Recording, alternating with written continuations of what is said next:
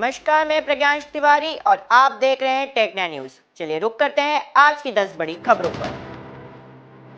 देश भर में सैकड़ों प्रधानमंत्री जन औषधि केंद्र खुलने के बावजूद देश की एक बड़ी आबादी सस्ती और प्रामाणिक दवाओं से वंचित है। सरकार ने लोगों की इस समस्या को दूर करने के लिए तहसील स्तर पर आयुष औषधि केंद्र खोलने का निर्णय लिया है। देश का पहला आयुष औषधि केंद्र राष्ट्रीय राजधानी दिल्ली के अखिल भारतीय आयुर्वेद संस्थान एम्स में 9 अक्टूबर को खोला जाएगा। आयुष औषधि केंद्र पर आयुर्वेद, यूनानी, सिद्ध और होम्योपैथी तथा अन्य भारतीय पारंपरिक चिकित्सा पद्धतियों से निर्मित शुद्ध और प्रामाणिक दवाएं उपलब्ध कराई जाएगी। ये केंद्र सरकारी और निजी भागीदारी से खोले जाएंगे। दीपावली और छठ पूजा के दौरान रेलगाड़ियों में बेशुमार भीड़ हो जाती है और लोगों को काफी दिक्कतों का सामना करना पड़ता है। ऐसे में यात्रियों को भीड़ से राहत देने के लिए रेलवे ने देश भर में 10,000 से ज्यादा स्पेशल ट्रेन चलाने की घोषणा की है। इसके अलावा 100 से अधिक ट्रेनों में जनरल कोच की संख्या बढ़ाने का भी ऐलान किया है। रेलवे के इस फैसले से देश भर में करीब 1 करोड़ से अधिक यात्रियों को सुविधा मिलेगी। स्पेशल ट्रेनों का संचालन 6 अक्टूबर से 17 नवंबर तक किया जाएगा। भारत नई टेक्नोलॉजी और प्रक्रियाओं के क्षेत्र में रिसर्च एंड डेवलपमेंट में हर रोज नई ऊंचाइयां छू रहा है। पिछले 9 साल में भारत ने ग्लोबल इनोवेशन इंडेक्स में उछाल मारी है।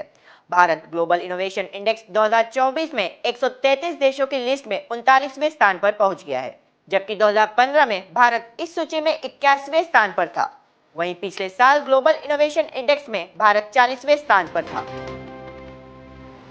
सरकार ने भारत के 36 गांवों को देश के सर्वश्रेष्ठ पर्यटन स्थल के तौर पर सम्मानित किया है।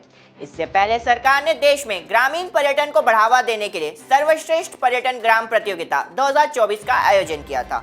शुक्रवार को पर्यटन मंत्रालय ने विश्व पर्यटन दिवस के मौके पर प्रतियोगिताओं के विजेताओं की घोषणा कर इन्हें सम्मानित किया। सर्वश्रेष्ठ पर्यटन ग्राम प्रतियोगिता में देश भर से कुल 991 आवेदन प्राप्त हुए थे, जिनमें से 36 गांवों को 8 श्रेणियों में विजेताओं के रूप में घोषित किया है। शुक्रवार को दिल्ली नगर निगम की स्टैंडिंग कमेटी में खाली एक सीट के लिए चुनाव कराया गया। एमसीडी की स्टैंडिंग कमेटी के 18वें सीट पर भारतीय जनता पार्टी के उम्मीदवार सुंदर सिंह तंवर सदस्य चुने गए हैं। यह सीट लोकसभा चुनाव में बीजेपी नेता कमलजीत सहरावत के सांसद चुने जाने के बाद से खाली थी। वहीं अब एमसीडी में कुल 18 सदस्यों में 10 सदस्य बीजेपी के और 8 सदस्य आम आदमी पार्टी के हैं।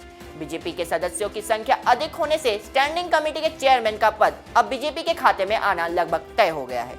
एमसीडी की स्टैंडिंग कमेटी में एमसीडी के 18 सदस्यों में से 6 सदस्य चुने जाते हैं, जिनमें से एक को कमेटी का अध्यक्ष बनाया जाता है। वहीं स्टैंडिंग कमेटी के लिए दोनों पार्टियों से 3-3 सदस्य लोकसभा चुनाव से पहले ही चुन लिए गए थे। हरियाणा विधानसभा चुनाव की तारीख जितनी ही नजदीक आ रही है, राज्य में सियासत उतनी ही तेज होती जा रही है। इस बीच शुक्रवार को हरियाणा कांग्रेस ने पार्टी के 13 बागी नेताओं और कार्यकर्ताओं को पार्टी से बाहर का रास्ता दिखा दिया है। पार्टी ने इन सभी कार्यकर्ताओं पर अनुशासनहीनता का आरोप लगाया है और अगले 6 साल के लिए पार्टी से निष्कासित कर दिया है। दरअसल इन नेताओं ने आगामी विधानसभा चुनाव में टिकट को लेकर अपनी अपनी दावेदारी जताई थी, लेकिन हाईकमान से विधानसभा चुनाव की उम्मीदवारी न मिलने पर अपनी ही पार्टी के प्रत्याशी के खिलाफ निर्दलीय चुनाव लड़ रहे हैं। दिल्ली के रोहिणी स्थित Tekna institute of advance studies में नए सत्र में दाखिले लिए जा रहे हैं।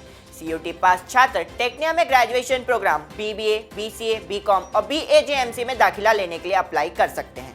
इसके अलावा पोस्ट ग्रेजुएशन के इच्छुक छात्र टेक्ना में एमबीए और एमसीए प्रोग्राम में दाखिला ले सकते हैं। दाखिला लेने के लिए छात्र टेक्ना की ऑफिशियल वेबसाइट पर अप्लाई कर सकते हैं या कॉलेज पहुंचकर कोर्स के बारे में अधिक जानकारी लेकर भी दाखिला ले सकते हैं। सीबीएसई ने बोर्ड परीक्षा 2025 के लिए सीसीटीवी नीति लागू करने की घोषणा की है। बोर्ड परीक्षा के लिए परीक्षा केंद्र बनाए जाने वाले सभी स्कूलों में सीसीटीवी लगाए जाएंगे।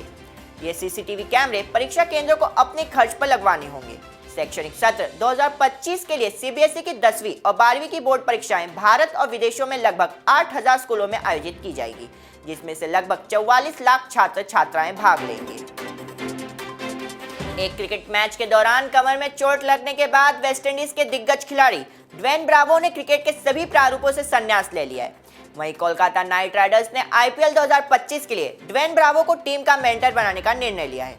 ड्वेन ब्रावो को बीते मंगलवार को तारोबा में डू प्लेसिस का कैच लेते समय कमर में चोट लगी थी, जिसके बाद उन्होंने क्रिकेट के सभी प्रारूपों में खेलने से मना कर दिया है। क्रिकेट खेलने से संन्यास लेने के बाद ड्वेन ब्रावो अगले साल होने वाली आईपीएल में कोलकाता नाइट राइडर्स में टीम मेंटर के रूप में काम करेंगे।